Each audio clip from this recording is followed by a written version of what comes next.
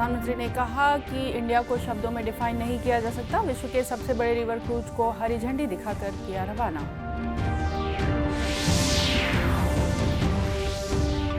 मुख्यमंत्री ने कहा है कि स्वामी विवेकानंद की स्मृतियों को चिरस्थायी बनाने डे भवन को अंतर्राष्ट्रीय स्तर का स्मारक।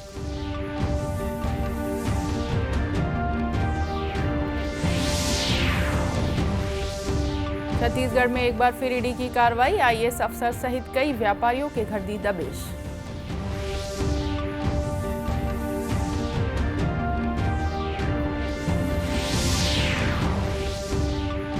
और पूर्व केंद्रीय मंत्री और दिग्गज समाजवादी नेता शरद यादव का निधन।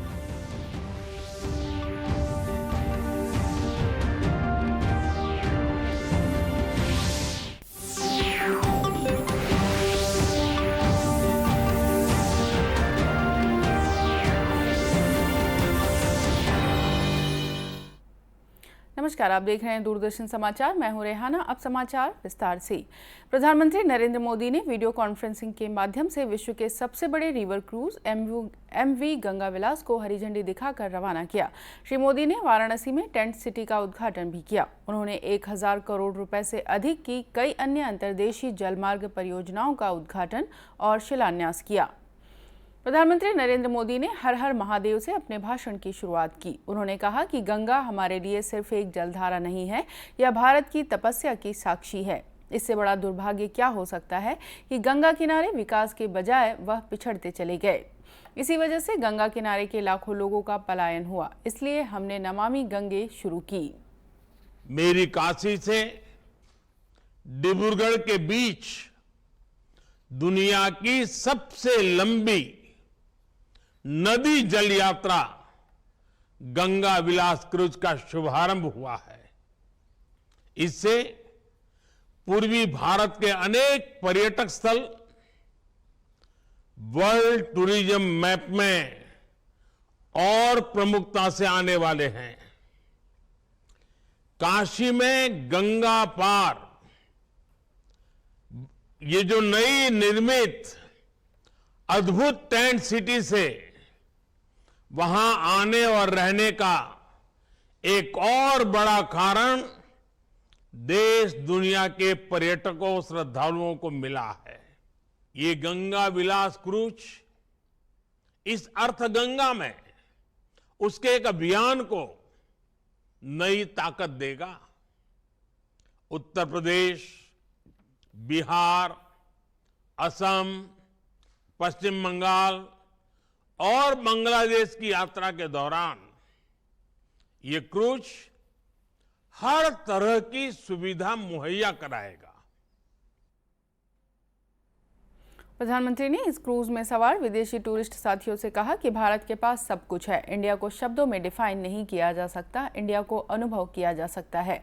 उल्लेखनीय है कि गंगा विलास क्रूज दुनिया की सबसे लंबी रिवर क्रूज यात्रा पर रवाना हो गया। इस दौरान यह क्रूज 51 दिन में 3200 किलोमीटर का सफर तय करेगा। यह वाराणसी से असम के डिब्रूगढ़ तक जाएगा। मुख्यमंत्री भूपेश बघेल ने कहा है कि स्वामी विवेकानंद की स्मृतियों को चिरस्थायी बनाने के लिए उनसे जुड़े रायपुर के प्राचीन डे भवन को अंतर्राष्ट्रीय स्तर के स्मारक के रूप में विकसित किया जाएगा। मुख्यमंत्री ने युवा दिवस के अवसर पर राजधानी रायपुर के गांधी मैदान में आयोजित कार्यक्रम में स्वामी विवेकानंद स्मारक डे भवन के जीर्णोद्धार कार्यक्रम का शिलान्यास करने के बाद कार्यक्रम को संबोधित करते हुए इस आशय के विचार प्रकट किए।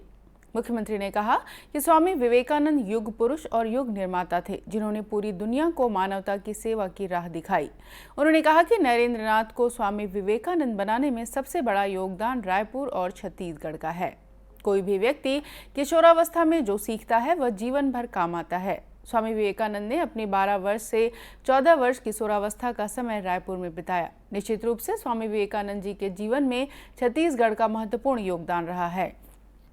मुख्यमंत्री ने इसके पहले डे भवन का अवलोकन भी किया। गांधी मैदान पहुंचने पर मुख्यमंत्री ने राष्ट्रपिता महात्मा गांधी पर पुष्प अर्पित कर उन्हें नमन किया। गौरतलब है कि स्वामी विवेकानंद ने कोलकाता के बाद अपने जीवन का सर्वाधिक समय रायपुर में बिताया था। रायपुर प्रवास के दौरान वे अपने माता पिता के साथ रायपुर के डे भवन में रहे थे। शिलान्यास के साथ डे भवन के मूल स्वरूप में जीर्णोद्धार कार्य का गुरुवार को शुभारंभ हुआ। डे भवन का जीर्णोद्धार लगभग 4.5 करोड़ रुपए की लागत से किया जाएगा। छत्तीसगढ़ में एक बार फिर ईडी की टीम ने आज आईएएस अफसर समेत कई व्यापारियों के निवास एवं कार्यालयों में एक साथ दबिश दी।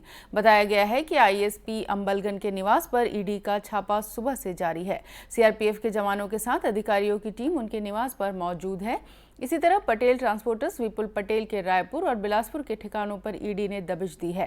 महासमुंद में अग्नि चंद्राकर के यहाँ भी छापेमारी की सूचना मिली है। इसके साथ ही कारोबारी स्वतंत्र जैन समेत प्रदेश के अलग अलग जगहों पर छापे की खबर है। कोरबा के व्यापारी एमएल पटेल के निवास और रायपुर स्थित उनके कार्यालयों में भी छापे पड़े हैं। जानकारी के मुताबिक आईएएस अंबलगन पी के घर में और अशोका टावर, ऐश्वर्या किंगडम समेत शंकर नगर के कुछ बंगलों में छापेमारी कार्रवाई चल रही है। पी अंबलगन अभी पर्यटन एवं संस्कृति सचिव है। इससे पहले खनिज सचिव रहे हैं। इनकी पत्नी अलरमई मंगई डी भी आईएएस हैं। उल्लेखनीय है कि छत्तीसगढ़ में पिछले कई महीनों से छापेमार कार्रवाई चल रही है। प्रदेश में पिछले महीने बिलासपुर, रायगढ़, कोरबा और रायपुर में कोयला कारोबार से जुड़े कारोबारियों के घर कार्रवाई की गई थी। कृषि मंत्री रविंद्र चौबे ने बेमेतरा जिले के साजा विधानसभा क्षेत्र के अंतर्गत टिपनी गांव के गौठान में गोबर से पेंट बनाने वाले यूनिट का शुभारंभ किया है।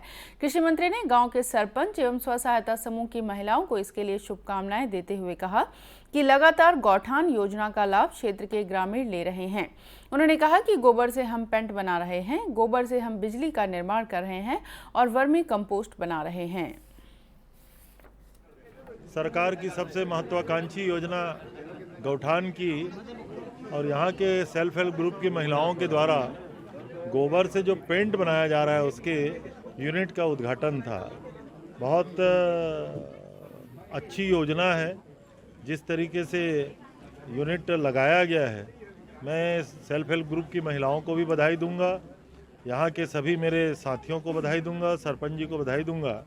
और छत्तीसगढ़ में जो ये शुरुआत हुई है, पहले हम गोबर से बिजली भी बना रहे हैं, गोबर से पेंट भी बना रहे हैं। वर्मी कंपोस्ट तो लगभग 25 लाख क्विंटल हम खेतों में पहुंचा चुके हैं। तो प्रदेश की इस महत्वपूर्ण योजना का एक माइलस्टोन है मेरा टिपनी का ये गौठान। मैं यहाँ के महिला समूह को अपनी ओर से बधाई देता हूँ। उल्लेखनीय है कि राज्य सरकार की गोधन न्याय योजना के माध्यम से गौठानों में गोबर खरीदी की जा रही है।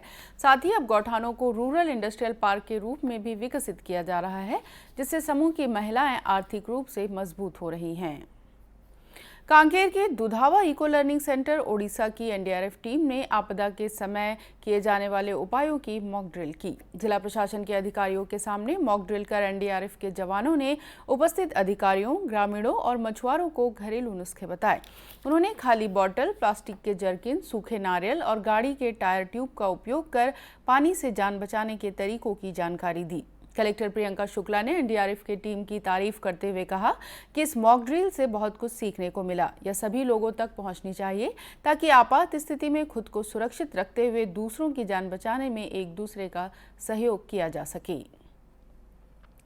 राजनांदगांव यातायात पुलिस की ओर से राष्ट्रीय सड़क सुरक्षा सप्ताह के दूसरे दिन महावीर चौक में निःशुल्क नेत्र जांच शिविर का आयोजन किया गया, जिसमें वाहन चालकों सहित आम लोगों की आंखों की जांच एवं बीपी, शुगर सहित स्वास्थ्य परीक्षण किया गया। इस दौरान वाहन चालकों को यातायात नियमों की जानकारियां देते हुए पॉम्पलेट भी वितरित किए गए।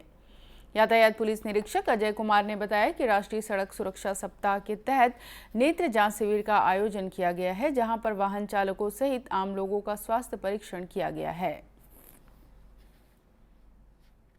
लोगों के द्वारा चालकों का और आम जनता का स्वास्थ्य परीक्षण किया जा रहा है, जिसमें ब्लड प्रेशर, शुगर, नेत्र परीक्षण और स्वास्थ्य संबंधित सभी प्रकार के चेकअप किया जा रहा है।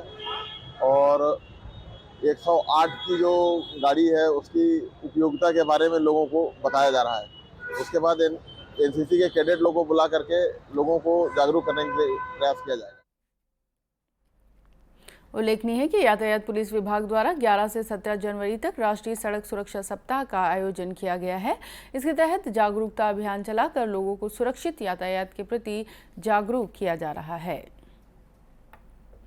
जांजगीर चांपा की धार्मिक नगरी खरौद के मिडिल स्कूल में वरिष्ठ पत्रकार कुंज बिहारी साहू की स्मृति में प्रतिभा सम्मान समारोह का आयोजन किया गया।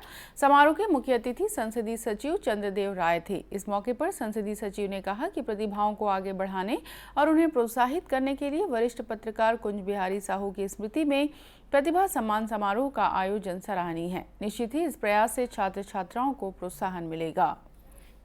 वरिष्ठ पत्रकार स्वर्गीय कुंज बिहारी साहू जी की स्मृति में स्कूली बच्चों की प्रतिभा सम्मान का आयोजन रखा गया था। निश्चित ही बहुत सराहनीय कदम है। मैं तो चाहता हूं कि इस प्रकार के आयोजन होते रहना चाहिए। हमारे पत्रकार स्वर्गीय कुंज बिहारी साहू जी कोरोना काल में विगत पिछले वर्ष निधन हो गया था। उसको आज हम सब ने मिलकर श्रद्धा सुमन अर्पित किया है और उनके जो बताए हुए रास्ते पर उनके भाई राजकुमार साहू जी जो चल रहे हैं, उनके सपनों को आगे बढ़ाने का काम कर रहे हैं, प्रतिभावान बच्चों को सम्मान करने का काम कर रहे हैं, ये बिल्कुल धन्यवाद के पात्र हैं। कार्यक्रम के दौरान कक्षा 5वीं और 8वीं के प्रथम, द्वितीय, तृतीय स्थान प्राप्त छात्र छात्राओं का सम्मान किया गया। सम्मानित होने वाले छात्र छात्राओं के चेहरे पर खुशी साफ झलक रही थी। इस दौरान बच्चों ने कहा कि भविष्य में वे और बेहतर पढ़ाई करेंगे। 8वीं में द्वितीय स्थान पाके बहुत खुश हूँ। आगे भी ऐसी मेडल मिले उसकी आशा करती हूँ। आगे भी ऐसी अच्छा से पढ़ाई करूँगी। मुझे यहाँ पाके बहुत अच्छा लगा है और मैं आगे का पढ़ाई करना भी चाहता हूँ और ऐसे कार्यक्रम हमारे स्कूल में होते रहे। मेरे को ये पूरा काल में तो मेरे को अच्छा लगा है। आगे भी और मैं इसको हासिल करना चाहूँगी और अच्छा से पढ़ाई करूँगी। कार्यक्रम की अध्यक्षता छत्तीसगढ़ खाद्य आयोग की सदस्य ज्योति किशन कश्यप ने की, जबकि विशिष्ट अतिथि के रूप में पूर्व संसदीय सचिव अम्बेश जांगड़े, शिवरी नारायण नगर पंचायत की अध्यक्ष अंजनी मनोज तिवारी, भाजपा अनुसूचित जाति मोर्चा की जिलाध्यक्ष संतोष लहरे शामिल हुए। स्कूली बच्चों को परीक्षा के तनाव से मुक्त कराने के उद्देश्य से भिलाई में आज योग शिविर का आयोजन किया गया। आर्ट ऑफ लिविंग द्वारा आयोजित इस शिविर में भिलाई के करीब 19 स्कूलों के बच्चे बड़ी संख्या में शामिल हुए। शिविर का शुभारंभ दुर्ग के सांसद विजय बघेल ने किया। शिविर के बच्चों को एक साथ सूर्य नमस्कार का 108 बार योगाभ्यास करवाया गया।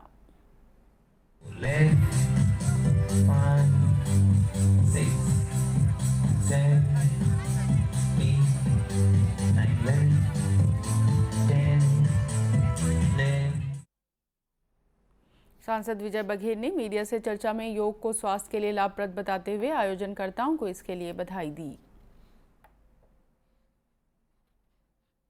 हमने अनेक बार योगा के रिकॉर्ड यहाँ बनाए हैं और आज फिर से एक बार लगभग 21,000 बच्चों के साथ 108 बार ये सूर्य नमस्कार का रिकॉर्ड बनाया गया है। उसके लिए भूरी प्रशंसा करता हूँ।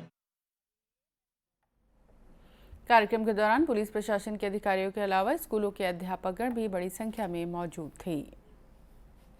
पूर्व केंद्रीय मंत्री और दिग्गज समाजवादी नेता शरद यादव के निधन पर राष्ट्रपति, उपराष्ट्रपति, प्रधानमंत्री और कई केंद्रीय मंत्रियों और नेताओं ने दुख व्यक्त किया। पूर्व केंद्रीय मंत्री और दिग्गज समाजवादी नेता शरद यादव का कल गुरुग्राम के एक अस्पताल में निधन हो गया था। वे 75 वर्ष के थे। राष्ट्रपति द्रौपदी मुर्मू ने शरद यादव के निधन पर शोक व्यक्त किया। उन्होंने कहा कि पूर्व केंद्रीय मंत्री के निधन के बारे में सुनकर दुख हुआ। लोकतांत्रिक मूल्यों के लिए लड़ने वाले 70 के दशक के छात्र नेता संसद में वंचितों की एक महत्वपूर्ण आवाज थी।